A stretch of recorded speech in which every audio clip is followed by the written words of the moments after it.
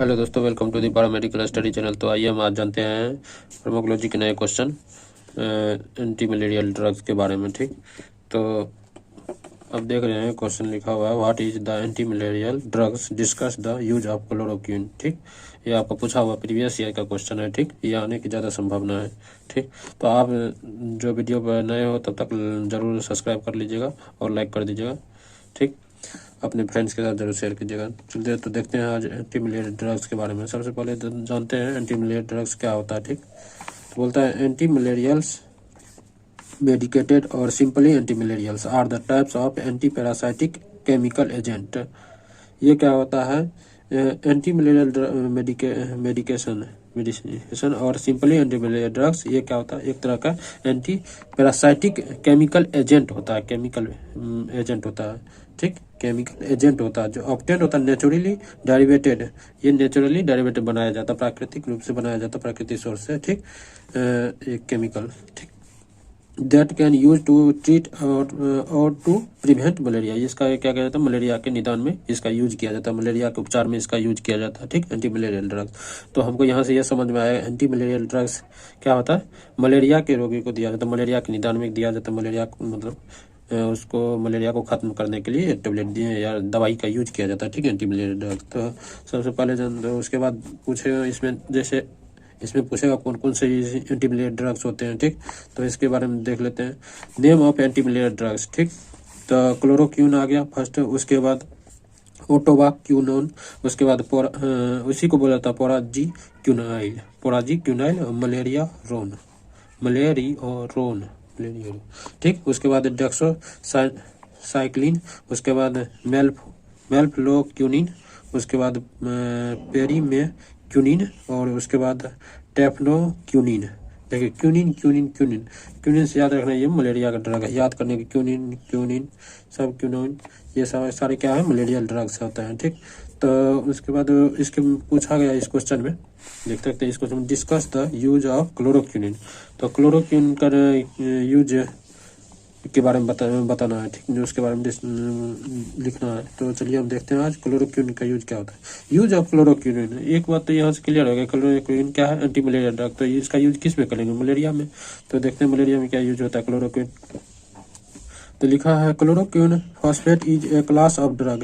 ये क्या होता है, क्लोरोक्विन फॉस्फेट मलेरिया रोधी और अमीबिसाइडल, कॉल्ड एंटी मलेरियल एंड अमीबिसाइडल। मतलब कहता है कि ये क्लोरोक्विन फॉस्फेट मलेरिया रोधी और अमीबिसाइडल नामक दवाओं का एक वर्ग है। ठीक, इसका एक वर्ग है। ठीक, it is use to prevent and treat malaria. इसका यूज क्या किया जाता है, मलेरिया से को ट्रीट करने में इसका उपयोग किया जाता है। ठीक, ट्रीट मलेरिया। ठीक, malaria is caused by biting of female anopheles mosquito. इसको सबको पता है कि मलेरिया किससे होता है, फीमेल एनाफ्लिज मॉस्किटो, मच्छर के काटने से होता है। ठीक, मलेरिया होता है, उसके काटने से मलेरिया हो जाता है। ठीक, तो this drugs prevent from the malaria, this drug prevent from malaria.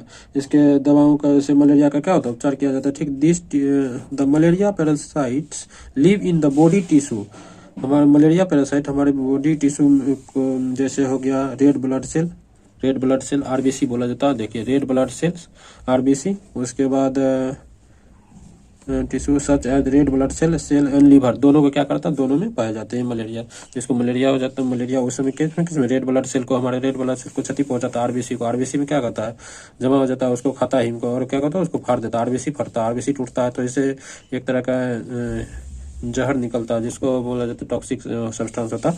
उससे क्या होता है, हमको बुखार आता है। तो एक साथ कई आरबीसी फटने से क्या होता है, ज़्यादा मात्रा में बुखार आती टॉक्सिक निकलेगा तो एक साथ ही क्या होता है, जोड़ों का ठंड लगता है और हमको पूरा बुखार होता है।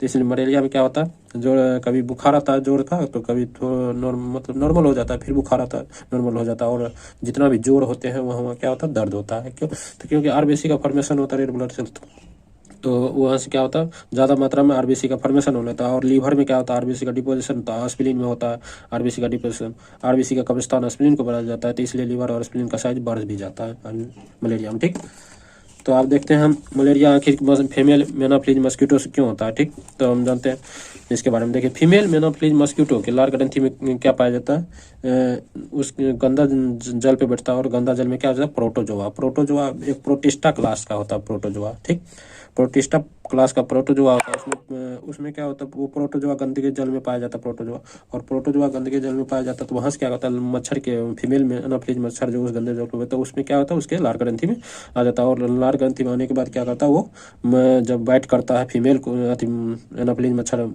ह्यूमन को, तो ह्यूमन के रक्त में चले जाता है, और रक्त वहाँ लीवर में आता है, और लीवर से क्या होता है आरबीसी में जाकर वो अपना साइकिल पूरा करता है। ठीक, तो वहाँ से क्या होता है मलेरिया को जो हो जाता है, ठीक, मलेरिया हो जाता है आदमी। तो हम देखते हैं, देखिए सबसे पहले देखिए प्रोटोजोआ कितने प्रकार के हैं, इसको भी जान लेते थोड़ा। ठीक, देखिए प्रोटोजोआ, प्रोटोजोन्स को 4 भाग में बांटा गया है। ठीक, अमीबो प्रोटोजोन्स है, एक समझने के लिए बता रहे हैं, अमीबोइड प्रोटोजोन्स, अमीबोइड प्रोटोजोन्स, उसके बाद फ्लैजिलेटेड प्रोटोजोन्स, प्रोटोजोन्स। ठीक, उसके बाद सिलिएटेड प्रोटोजोन्स, उसके बाद क्या होता है स्पोरोजोन्स। ठीक, तो इसमें आ जाता है एंटामीबा हिस्टोलिका, इसमें क्या होता है एंटामीबा हिस्टोलिका, एंटामीबा। इससे क्या होता है, जिसको सूल हो जाता है एंटामीबा हिस्टोलिका से। ठीक, उसके बाद इसमें आता है ट्रैपनोसोमा क्या था, नींद्रालु रोग, नींद जो बहुत आता है। ठीक, उसके बाद इसमें आ जाता है पैरामीशियम, चप्पल के आकार का होता है, देखे होंगे आप, पढ़े होंगे 10th और 12th में, पैरामीशियम होता है। ठीक, उसके बाद इसमें आता है सारे जो होता है प्लाज्मोडियम इसमें आता है, इस ग्रुप में प्लाज्मोडियम। ठीक, जिसको मलेरियल पैरासाइट बोलते हैं, मलेरिया कोज करता है, मलेरियल पैरासाइट बोला जाता है। ठीक, तो आप समझ गए मेरा प्लाज्मोडियम किस में आता है, स्पोरोजोन्स में। प्रोटोजोन्स क्या, स्पोरोजोन्स में क्या आता है मलेरिया पैरासाइट। इससे मेनली 4 तरह के होते हैं, एक नया 5 तरह का बताया गया। ठीक, तो 5 तरह के देख लेते हैं, एक नया, एक मेनली 4 तरह का होता है, जिसमें प्लाज्मोडियम क्या होता है, फैल्सीपेरम।